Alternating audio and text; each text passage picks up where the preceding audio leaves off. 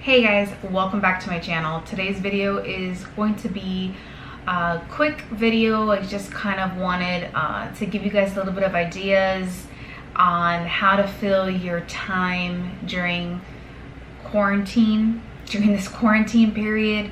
I know that being cooped up in the house can be pretty difficult for most people, especially if you've got children. I can't even imagine the challenges you face on a daily basis. Like, it's hard enough trying to keep them entertained when life is normal.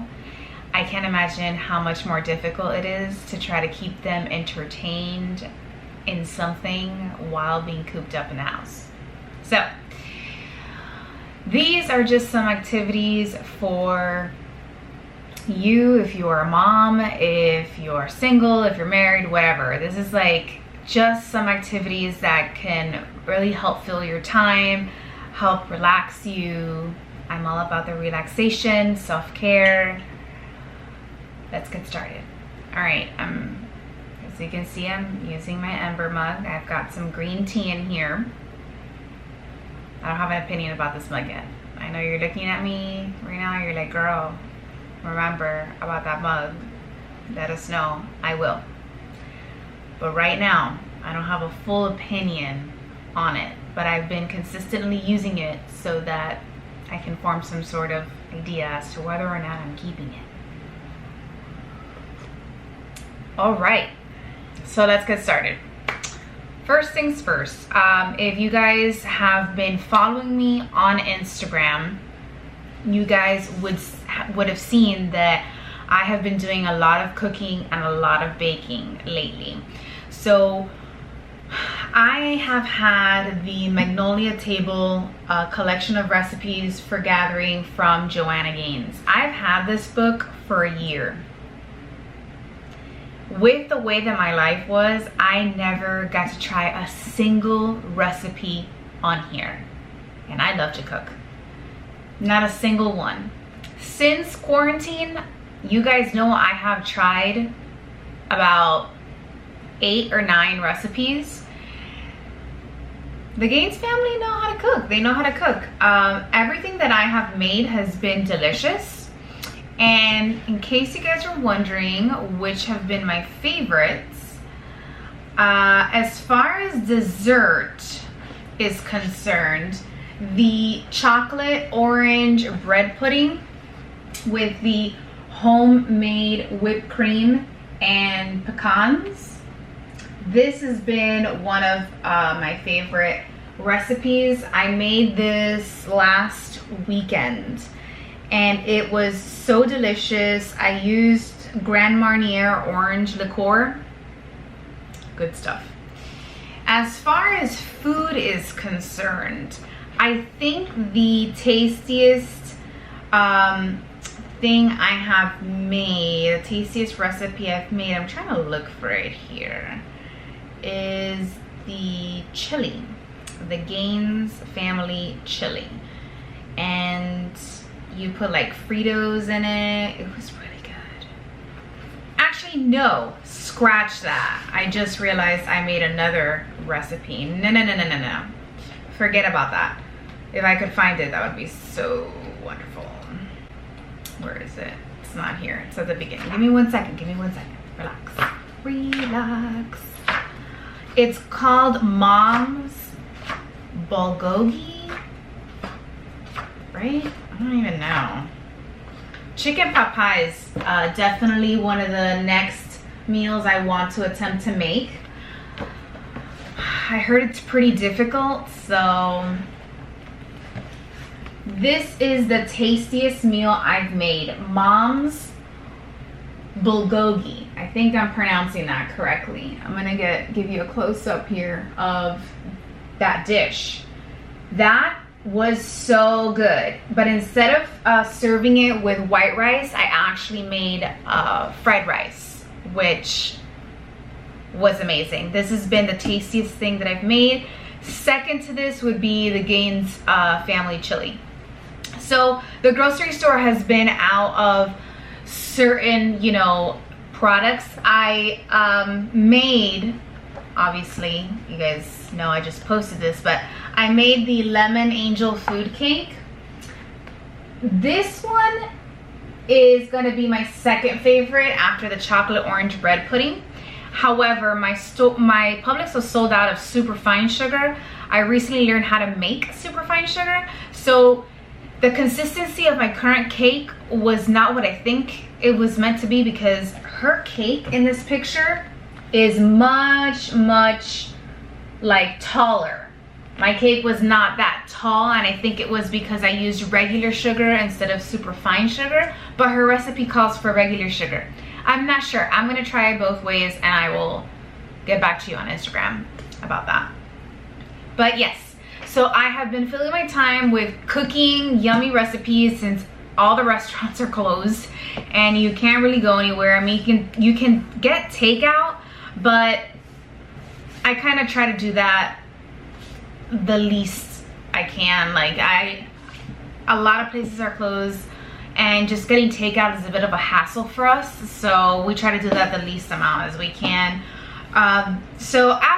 Anyways, back to this video. After going through these recipes and trying out quite a few, I actually recently released her volume 2. So I went ahead and I picked this up at Target. I got it 30% off. So I only paid like $18 for it, and it originally retailed for $35. This book is, the volume 2 is smaller than volume 1. Let me just show you that comparison. It's slightly smaller, but I haven't tried any of her recipes on here yet, but I will be posting it on Instagram shortly. The other activity that I have been thoroughly enjoying is bubble baths, and I usually have like a couple of little Lush bombs roaming around my linen closet, but because all the stores have been closed and, you know, shipping has been extremely slow, I haven't had any of those. So what I've been using has been my pink honeysuckle Bath and Body Works moisturizing body wash. This is one that came out last year. I kind of have a back stock, kind of like my makeup. I have the same thing for like Bath and Body Works soaps and creams, because we use it a lot in my household and I never want to be short. So this has fragrance notes of fresh honeysuckle, pink mandarin, and sandalwood. It is perfect for the spring. It smells great. I just put a healthy squirt of this in the water in my bathtub and I just soak. Most importantly, while I'm soaking, alcohol. This is great. Oh, it's a little bit dusty. I got this from my bar. This is a white Zinfandel. I prefer white wines to reds. Not necessarily that I don't like reds, but reds are hard for me to drink because they're so strong, kind of kicks you in the throat a little bit, but I enjoy a smooth red wine.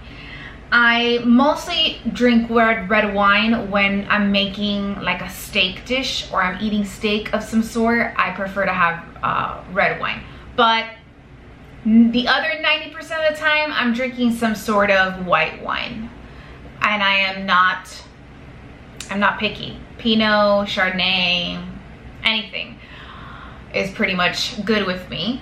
Moscato I used to love. It was like the first wine that I could actually drink, but now I can't drink anymore. I find it to be very, very sweet.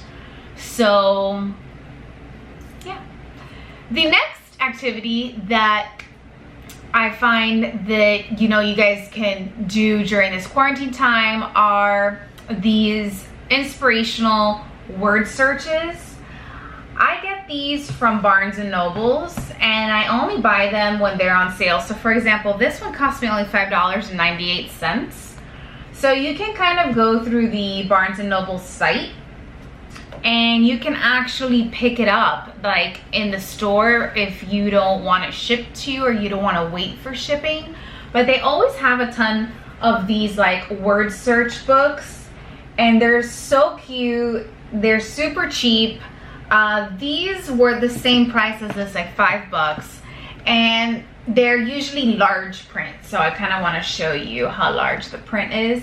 I get them large print because I don't want it to hurt my eyes. I don't want to be straining my eyes. The point of this activity is for it to be relaxing and kind of help you wind down if you are not much of a reader and you don't like to read. This is a good way to still sort of exercise the brain, but kind of help you just relax. Again, with a glass of wine, you can become a master word search finder. All right, moving right along. Where is it? Where is it? Oh, here it is. Oh, really quick, in case you were wondering, I use highlighters for my word searches. These are jelly highlighters that I've bought off of Amazon. This is just a pack I've been working through. This was like a pack of 5. And so I just picked one out. And the reason why I enjoy doing it with a highlighter, I'm gonna show you. So this is a page I have already done. And the reason I like it is because it helps me continue to see the letters clearly while I'm finding the words. I find that if I use a pencil or a pen and I'm trying to circle it, my lines are never straight, and often I cross over letters that makes it then harder to see because you have a bunch of pen marks on a bunch of letters, so it makes it that much more difficult for you to find words. So any highlighter will do. I just use the jelly ones because those are the ones that I have. Last activity would be reading. If you like to read and you just never have the time to, now would be the perfect time for you to pick up that book you've been wanting to read. Now, in case you're wondering what book I'm reading, this is a Kindle Paperwhite. I got this about 2 years ago. I love my Kindle. I love that I can press and hold on a word that I don't know what it means or I don't know how to pronounce, and immediately it'll pop up and give me the phonetic spelling of the word, and it'll tell me what it means. So I love that about the Kindle. Let's see, I am reading, let me go home. I'm reading Gone Girl by Gillian Flynn.